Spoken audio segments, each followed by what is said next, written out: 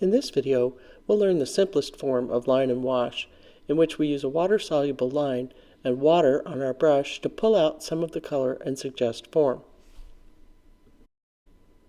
You'll need a pen with water-soluble ink.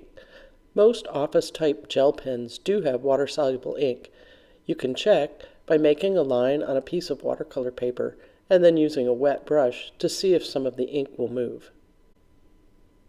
It's worth trying several different pens to see which one you like best. Even though these two pens are both black ink, the second black is a slightly warmer black and moves a little bit more. This is a third pen, a cartridge pen, and it has yet another color of black ink. So play around and see which pen you like best. Line and wash is often used as a sketching medium, so I'm going to work in my sketchbook. First, I'm going to try the same three pens and see which one I like on my sketchbook paper. Now we need something to sketch. I'm going to use these little plastic pears. You want to choose something with a very simple shape for this initial exercise so that you can learn the technique without worrying too much about the drawing itself.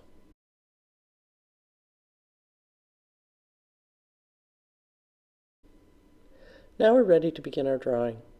Please don't be concerned if your drawing skills aren't all that great yet.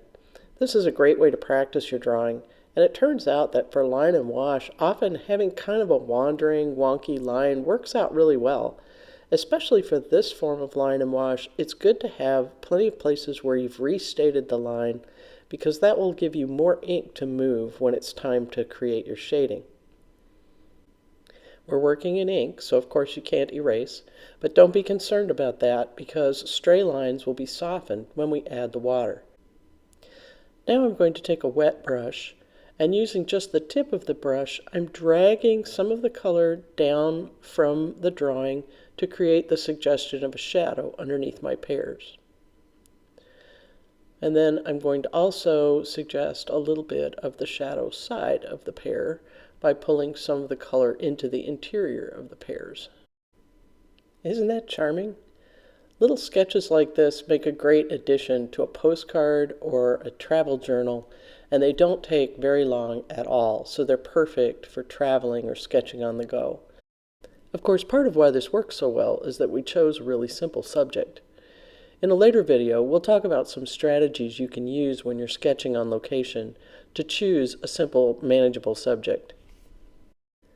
There's one very common problem I want to mention to you, and so hopefully you'll be able to avoid it. But I want to also tell you this is almost universal. Almost everyone does this at least some of the time. So you draw your little drawing. I'm just going to do one pear to explain this. And you get your little wonky drawing done, and then you take your brush, and it's very, very common for people to start in one place on the edge and just kind of go around the whole edge, sort of blending out that line. And then what you really have is just a fat outline.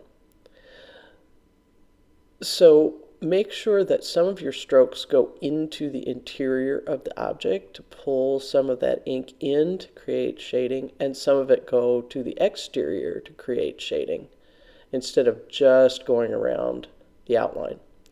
But also be kind to yourself when you do it, because almost everyone does. So you're just joining the club if it happens to you. I love the simplicity and portability of this. All you need is an inexpensive black pen, your sketchbook or some postcards, and a brush and a little container of water, or one of those water brushes that you can fill with water, and you're all set to sketch.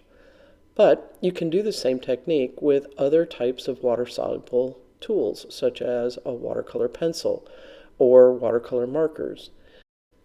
Watercolor pencils have a couple of quirks that I want to share with you so that you won't be surprised if you try this with watercolor pencils. So let me just quickly demonstrate this again.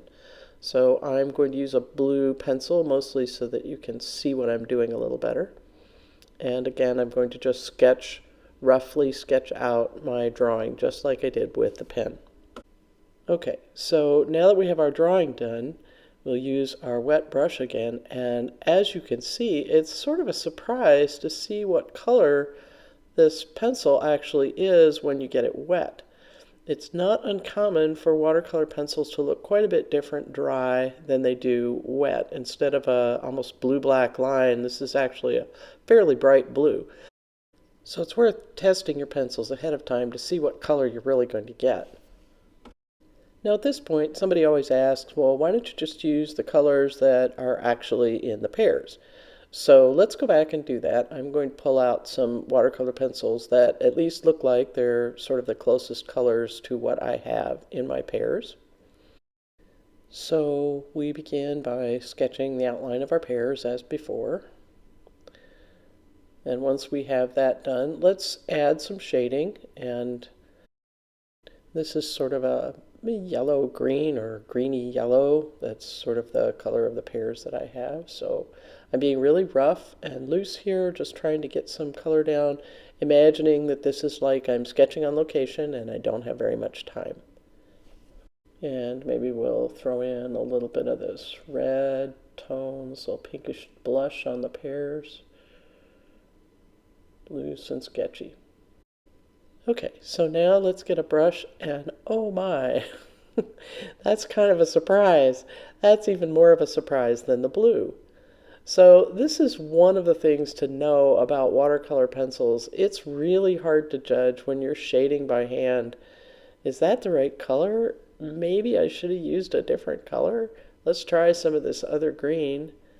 We'll try to put that in there, but that doesn't really look like the right color either.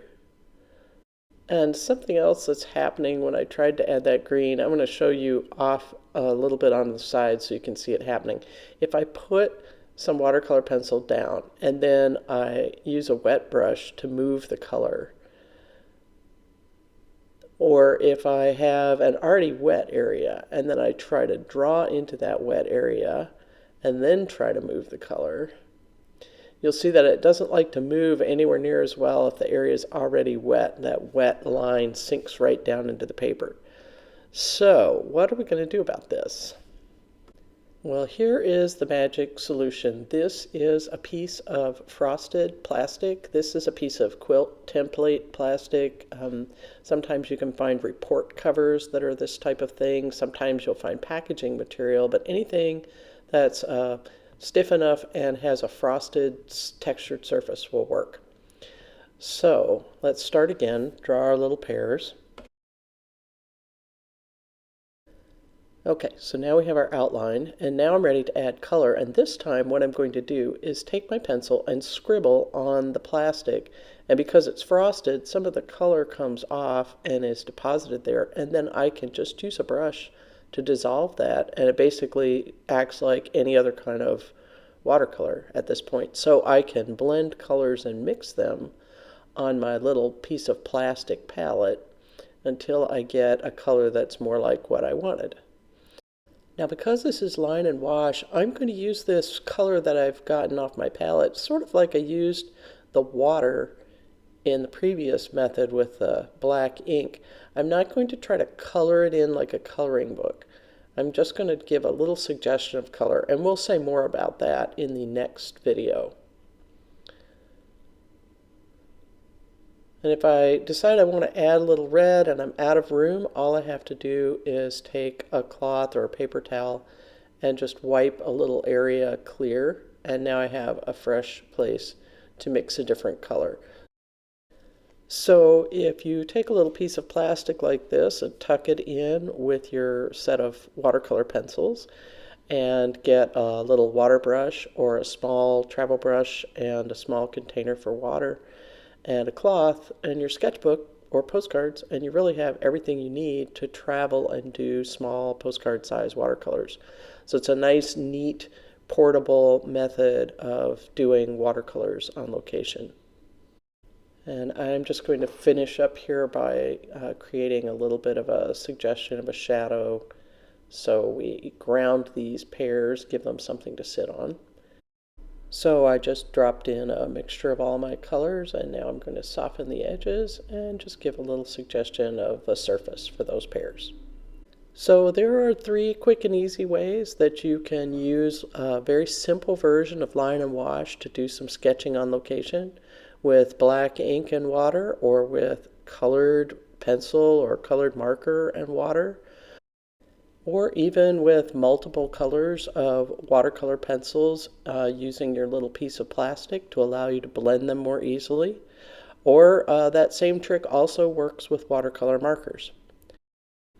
All of these techniques rely on a water-soluble line, but in the next video we'll look at the more traditional form of line and wash, in which the line is made with a waterproof pen so that the line does not move as we add regular watercolors to give our splashes of color.